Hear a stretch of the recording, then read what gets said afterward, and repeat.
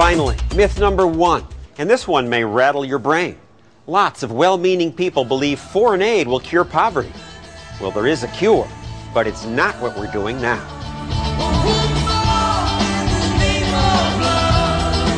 The singer Bono stops most every concert to tell his fans Western governments can end poverty. We have the resources, we have the know-how to end extreme poverty. Angelina Jolie goes to Africa to promote what would be possible if we would just spend more. What we've seen on this day is that there are solutions. The model village she's visiting is the creation of Jeffrey Sachs, a UN official and America's most vocal promoter of giving more foreign aid to Africa. How can we go another day when 20,000 children are going to be dying of these stupid reasons? Sachs helped persuade Western governments to double foreign aid to $50 billion. And the people in this model village are thrilled about getting all that help from Sachs and Jolie. You look like an angel if you have all these poor people behind you. Of course they'll be smiling. Who wouldn't be smiling if they've just been given stuff? But that's not real life. Journalist June Arunga grew up in Kenya, and she wonders why Americans waste money on foreign aid to Africa when politicians just steal it. Africa is full of governments that steal money. Billions of dollars are hidden by African politicians in Swiss banks, spent on mansions, lavish trips, and endless numbers of luxury cars. Even food aid gets stolen. You find most of it is getting lost on the way. Lost, these Kenyan farmers told us a few weeks ago when we went to see for ourselves. Lost, but then found for sale in street markets. So much is stolen because America has to rely on governments to administer foreign aid. And many African governments are kleptocracies. Kenyan politicians who had very little before suddenly have huge mansions. Why are you giving them all the money? Why are you rewarding them? People living in these Kenyan slums told us what they wanted most wasn't aid, it was a right to their property. In this slum, people work hard, selling clothing, shoes, furniture, but they can't climb out of poverty because no one's allowed to own this land.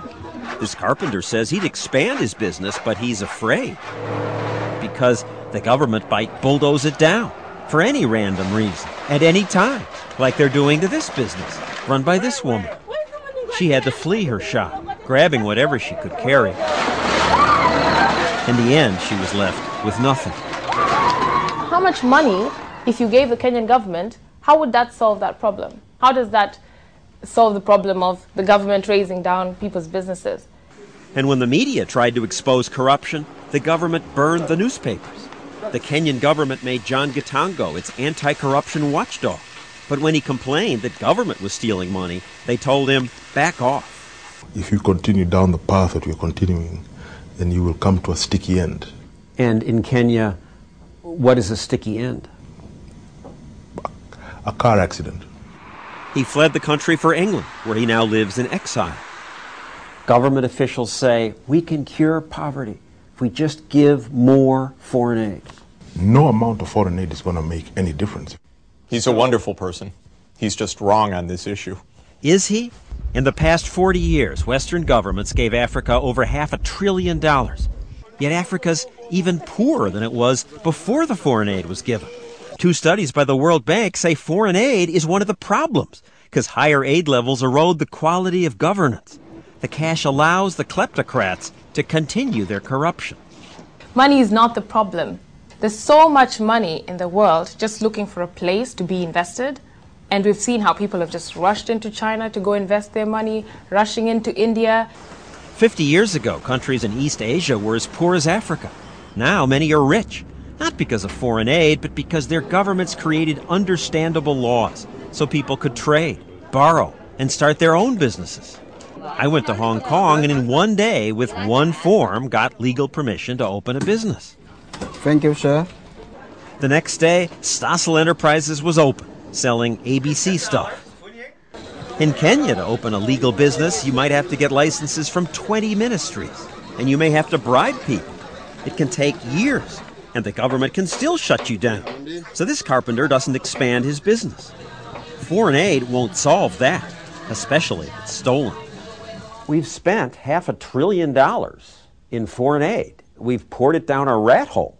This idea that the poorest of the poor are our enemy is the big lie that we tell all of the time. You are repeating it endlessly right now. That they're our enemy? Well, yes, that all they want to do is shake you down, that this is the biggest thing. So No, don't... the poor people don't want to shake me down. The rich leaders of these countries want to shake me down. Our government can find practical ways to ensure that the money that we're actually giving for real things there reach the real people. We can do that in Africa. We can barely do it in America.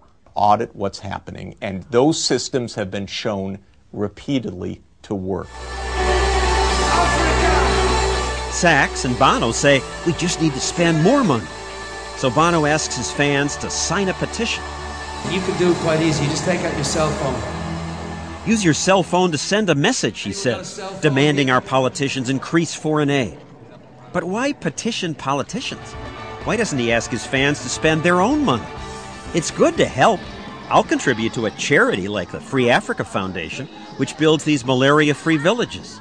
Charities are much more likely to keep a close eye on the money. If they don't, donors stop giving. By contrast, foreign aid often just makes politicians rich, but leaves their people poor.